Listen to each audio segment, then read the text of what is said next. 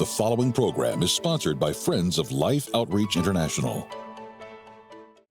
Lila Rose built the largest online following in the pro-life movement, exposing the abortion industry. Next, she shares what started it all. So when I saw that, I was heartbroken. You know, anytime we stand up to a cause, it should start with heartbreak. It should start with really grief over who's being hurt, over the injustice. And I'm grateful for that moment of heartbreak because God would use that to inspire me to stand up and do something.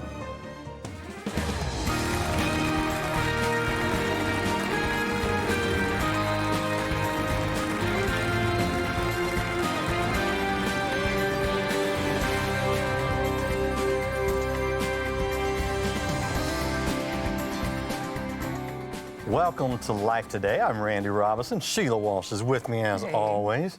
And I'm excited about today's program because we have a guest who does a work that is personal to me. It means a lot to me. And she has a new book called Fighting for Life. And our guest is the founder of Live Action, Lila Rose. Lila, great to have you on Life Today. Thanks for having me. Welcome. It's great to be here. So, this is an interesting book because those of us who are familiar with you know your work, love your work, standing up to just bring awareness to abortion and fight it and uncover truth.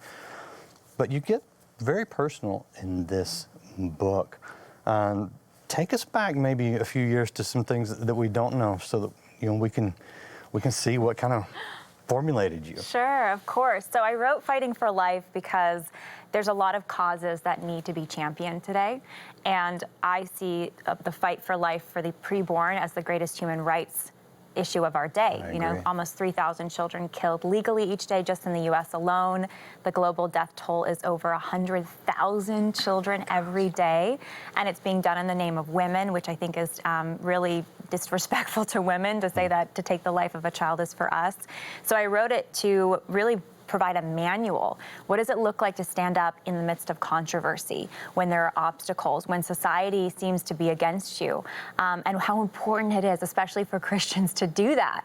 And for me, I share a lot of personal things, like you mentioned, because and struggles, because I think a lot of our internal wounds and struggles, our own experiences, really influence how we show up in the world, and even the causes we choose to take on, and how we approach those causes. And so doing this sort of self-awareness work, throughout our faith, I think our faith helps us do that through God's eyes, is part of the key. So for me, I started Live Action as a teenager.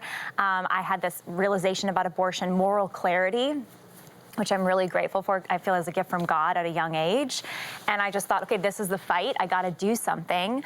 But I talk about how I immediately was struck, as a teen with my own issues. And to this day, there's different issues we have, but I had a lot of, mental health issues running in our family. I struggled with depression. I had some co-occurring issues, in eating disorder, disordered eating, some self-harm tendencies. So I was really struggling inside, even though I saw that my life had a purpose. I knew that intellectually, and I saw this cause that needed to be championed. I needed help. And so I talk in the book about getting the help we need. Mm-hmm. And sometimes as Christians, that can be hard to admit that, because we're saved, we have God. So it's like everything should be great. Well, we need other people. He gives us, mental health professionals. He gives us counselors. He gives us family to learn how to heal with. And so it's a journey of personal healing as much as it is externally standing up and fighting a fight. The thing I loved about your book, and it's a great book, is that, as Randy said, you're very vulnerable. You share some of your own struggles, but you also have this pioneer woman spirit. And that came at a really early age. I mean, you mentioned in the book that you picked up a book on your parents' bookshelf when you were young, and it's a kind of book that might have turned a lot of young girls away from this issue. How did it hit you? So there was a book in my parents' house, like you said. It was called A Handbook on Abortion. I had heard about abortion a little bit. My family was pro-life. I mean, I'm one of 8 kids, so that's very, very pro-life. Beautiful, family. Grateful for that so much. But this book had an insert with images, and I saw for the first time the victim of abortion, which most people don't talk about, right? It's like abortion's about women, it's not about a child. And you see in the first trimester, when most abortions happen, this child, tiny arms, legs, this tiny face that has been suctioned apart by a first trimester abortion. And and if any women listening who've been hurt by abortion, this is not to share this in condemnation. It's a path to realization of what actually happened so that healing is possible. Because if we live in this sort of sense of, just burying what happened and not getting the healing we need, we're not free. So when I saw that, I was heartbroken. And I think heartbreak, I think most kids, younger people who find out about abortion in this way, really to see what it is, they're actually heartbroken. Yeah. They're upset. And I think that's natural and that's good.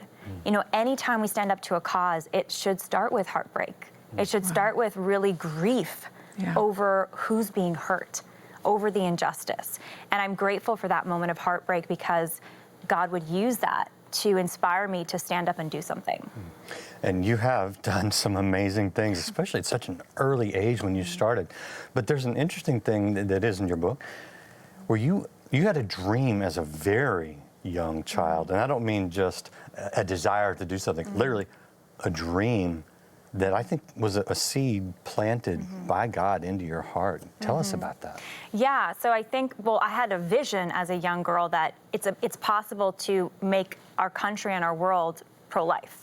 That we don't have to live with abortion. There's been over 60 million abortions since Roe v. Wade, and we don't have to continue with this. I mean, people think it's inevitable. Oh, abortions are always been done. Well, human rights abuses have always been done in history. We've had slavery for thousands of years, and it's only recently that most of the West has eradicated it. Slavery still exists today, modern day slavery, but it is possible to eradicate injustice. We have to be willing to fight the fight. But connected to that heartbreak, I would also have, nightmares, and even to this day, about the people being hurt. And, people listen, when people hear that, they're like, oh, you have nightmares, I'm so sorry, that's rough. And, it is hard, but I'm also grateful in a sense because it reminds me, I think we have to allow ourselves to continue to be broken. And in a way, my nightmares remind me there's people needing me, needing us, needing you, our voice, what we have to offer with all our wounds and imperfections, because no one's standing up for them. It's not popular today. Think about abortion. Most people support it in, the kind of leadership in our academia, in media and politics. They need advocates. Preborn children have no voice. They have no way to stand up for themselves. Women who are being pursued by the abortion industry saying you should have an abortion, it's the good thing for you. Where are their advocates? The women's rights movement is saying, go have an abortion. It's good for you.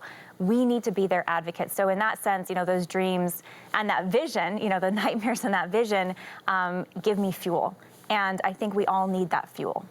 One of the things you talk about is in your interactions with Planned Parenthood, you discovered that there's so much false information given to women as to what the preborn child actually looks like. And what did you discover that was the most shocking to you? Yes, so I've spent, and I detail this in the book, and the strategies I used the last 10 years exposing and investigating America's abortion industry.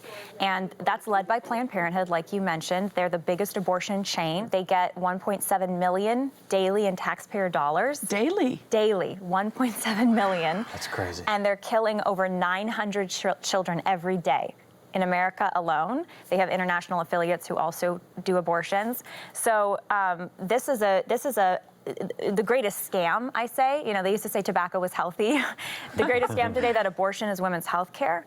And their whole operation is built around getting women in the door for abortions, building community relations.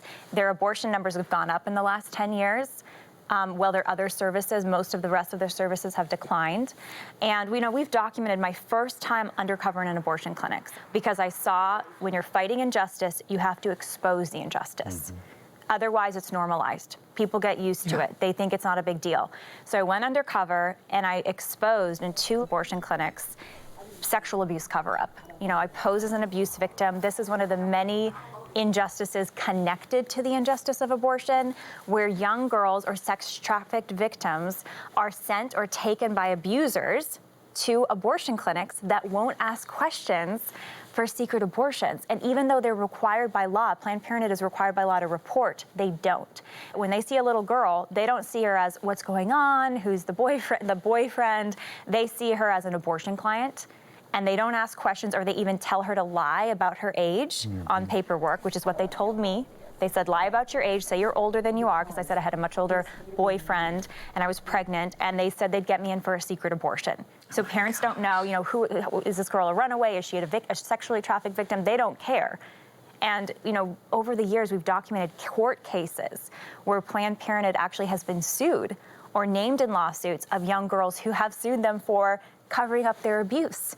But no one's reporting on this. Wow. People just say, go Planned Parenthood.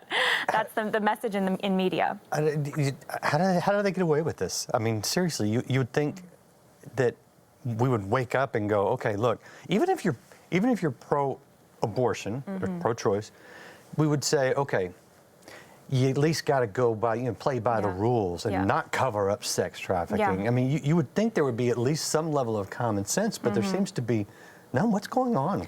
You can't regulate concentration camps. I mean, it's like saying, think about in Nazi Germany. Well, we just got to regulate them, and it's okay that they're killing off whole swaths of the population, Jewish people, ethnic groups they're against, political prisoners, but just do it this certain way. Have these certain regulations. The abortion industry doesn't want to be regulated, so they operate outside of the law. They do what they want. And until we abolish abortion, until we see abortion for what it is, the violent taking of an innocent child's life, a violation of the woman as it is the child, then we're going to continue to see these other abuses happening in abortion clinics.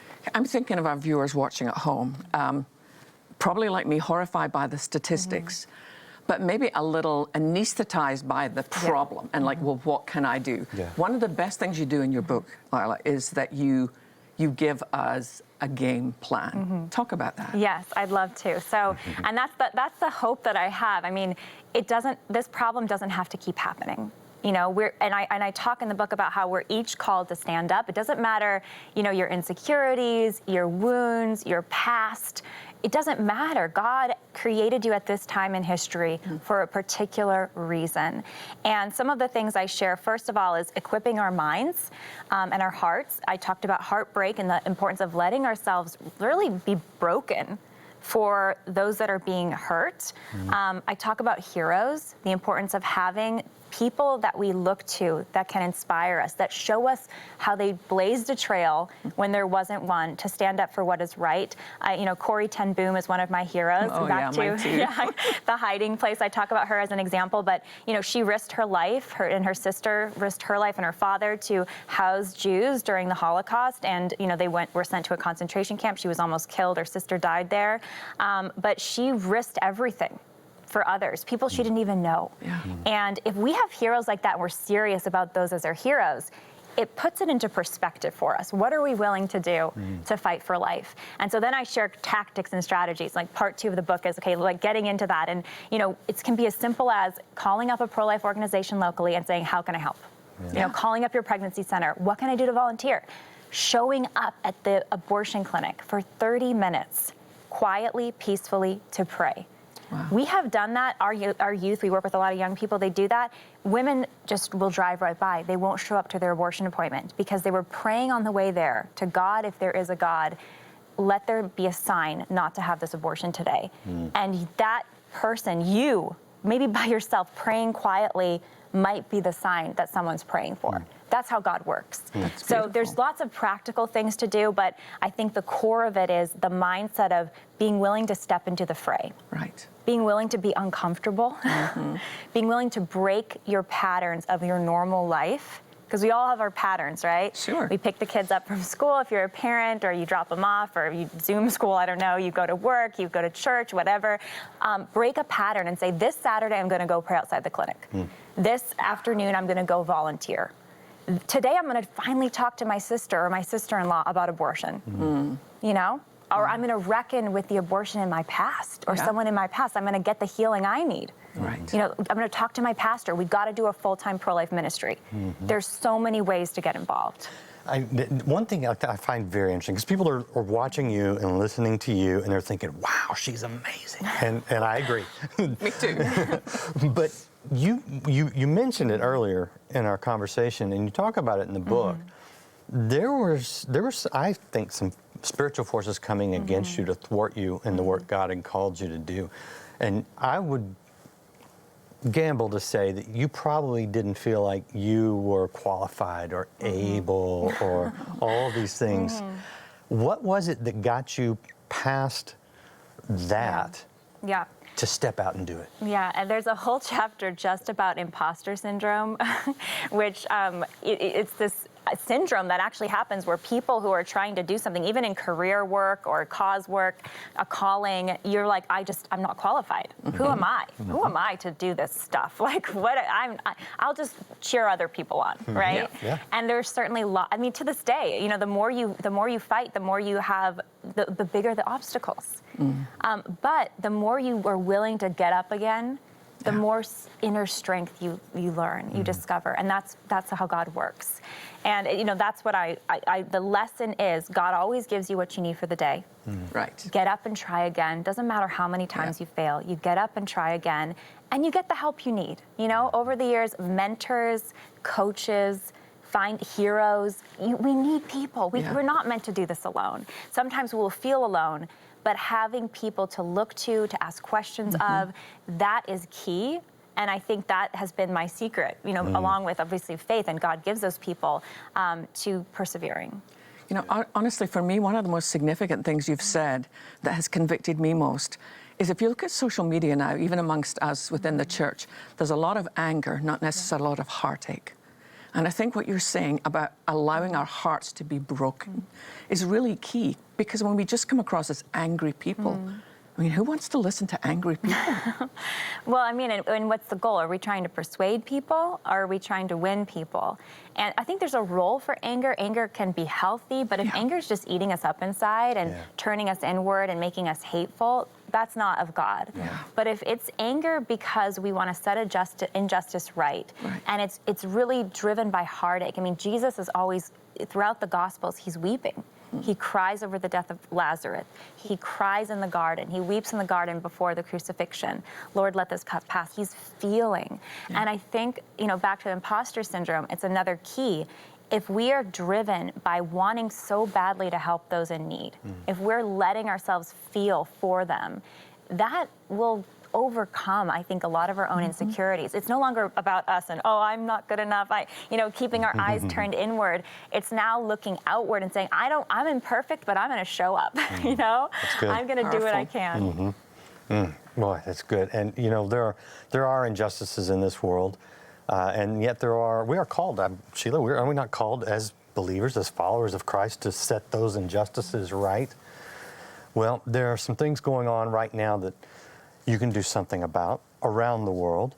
And we have a great opportunity right now to set something right. We do, and the thing I love about Lila's book, and we're going to tell you after this how you can get hold of your own copy, is there might be some other issues that you feel God has placed on your heart. This is a strategy for being able to move forward whatever God has placed in your life. It doesn't just have to be the pro-life movement. If God has placed a burden in your heart for anything that you see is unjust, this book will help you walk through, and we're going to tell you how you can get your own copy. But first, would you watch this?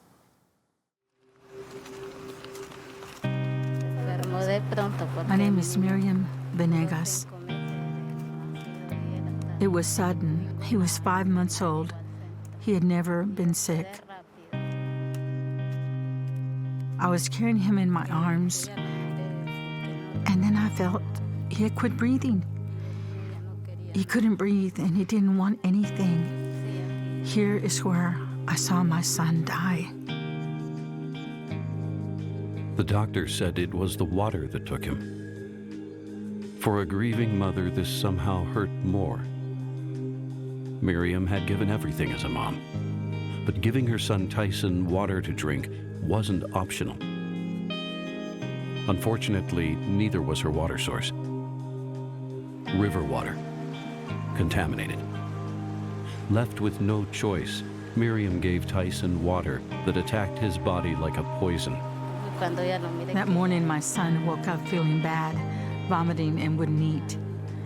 I got scared and started to take him to the health clinic, but it would take 3 hours to walk there. He couldn't breathe. It was sudden. It's hard because I always remember what happened there. I miss him so much. Tragedies like this should never happen to any mother. Together, we can do something to stop the spread of waterborne disease by providing mothers like Miriam with fresh, clean drinking water.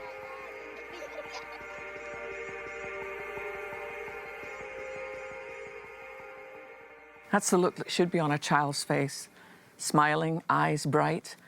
My heart absolutely breaks for Miriam to think that she would be in a place where literally she had to walk for 3 hours to try and get some help for a desperately sick child. And by the time she gets there, her child is no longer here. That should never happen. And it's not as if she was carrying a child who was sick with cancer or something that, would be hard to treat in certain areas of the world. The only thing this child needed, the only thing this mother needed was clean water. And this is something that we are passionate about here. Maybe you think you watch the show and you think, you know what, I want to be a world changer. Well, honestly, Lila Rose's book is going to help you do that.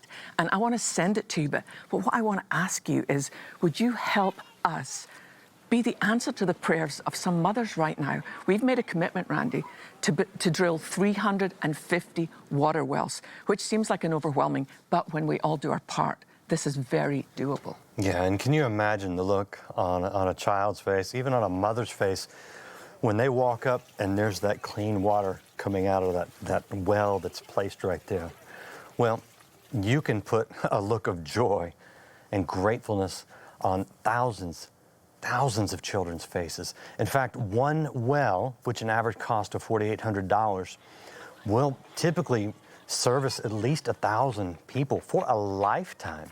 Now, for many of you, I understand that's a lot. That's why we need you to come together with others. In fact, a gift of $48 will help provide clean drinking water for 10 people for a lifetime. And when we come together, we pool our resources as the body of Christ, as those who just have compassion for our fellow man.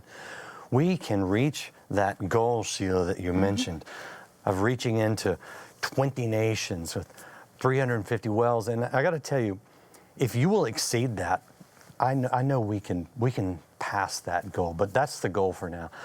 I just want you to think about what you can do right now, today, by going online, going to the phone, making the best gift you can. Give $48, which will provide an average of 10 people with clean water for a lifetime.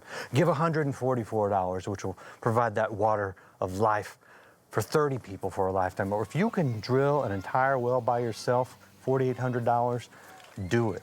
Just make the best gift you can and know that you will be saving lives. Let's do it. Do it now. Waterborne illness is a killer that strikes the most vulnerable. For many impoverished families, the death of a child is the tragic result of having no choice but to drink contaminated water. But with your help, they won't have to make this choice ever again. Mission Water for Life provides clean, fresh drinking water for thousands of children and their families, giving them a life free from the fear of death. With your gift today, you can help drill and establish 350 water wells this year. Your gift of $24 will help provide clean water for 5 children. A gift of $48 will help provide for 10. $72 will provide for 15. And $144 will help provide life-giving water for 30 people for a lifetime. With your gift, we'll send you James Robinson's book, Living Amazed. Full of inspirational true stories, you'll learn how divine encounters can change your life. In addition, you'll also receive Randy Robinson's brand new devotional, Upgrade, 7 Moves in 7 Weeks to a Better Life. With your gift of $100 or more, please request the NIV Thin Line Bible with easy-to-read large print. Finally, please consider a gift of $1,200 to help provide water for 250 people, or a gift of $4,800 to help sponsor a complete well, and you may request our inspiring bronze sculpture, Divine Servant. Please call, write, or make your gift online. You know, I'm standing here with these children, and they're just a small example of children all over the world that they deserve to be considered and loved and cared for. And we have an opportunity to do that right now among these children and those around the world. to give them some clean water, to give them a chance in life. And I ask you to help us do that. It's just a simple request, but a very urgent and important one. Please join with us. You'll get such great joy out of it. I know you will. God bless you, and thank you. I hope you are going online or going to the phone right now and making the best gift you can. And when you do, be sure to request Lila's book, Fighting for Life. And Lila, you know, you have saved so many lives. I'm just curious, what does it do for you when you realize you have literally saved the lives of children? Well, it's celebration, and I know, you know, what you're doing to raise money to build wells. We should celebrate. I talked about heartbreak. We talked about, you know, letting ourselves be broken, but also we're made for celebration, and worshiping God is the ultimate celebration, right? Because He's our Savior. But part of celebration is celebrating the lives of others and the good works that are being done. And so I talk in the book, you know, when we get messages very regularly, we just got one yesterday from a mother saying, I watched your video, I was going to have an abortion, a young girl, now I'm going to have my baby because I saw what happens during abortion. I can't do this anymore. And it's just immediate celebration. And we're made for that. We're made to look at the good that is possible. And I think I want to, you know, that's really the end note, right? What are we fighting for? Yeah. We're fighting for each other. We're fighting for that child. We're fighting for that mother. And that's such a beautiful thing. How can people connect with you, Lila? If people want to connect with you, how can they do that? Thank you. Well, liveaction.org is Live Action's hub with all of our resources and information. Fighting for Life is anywhere you find books. And then I'm Lila Rose on social media. I've got a podcast. We talk about causes and callings, The Lila Rose Show. So anywhere you listen to podcasts, that's out there. Yep, I've already subscribed. But remember, when you call today, ask for a copy of Fighting for Life, and we will be happy to send that to you. So from Randy, I'm Sheila saying goodbye. God bless you. Thanks for being with us.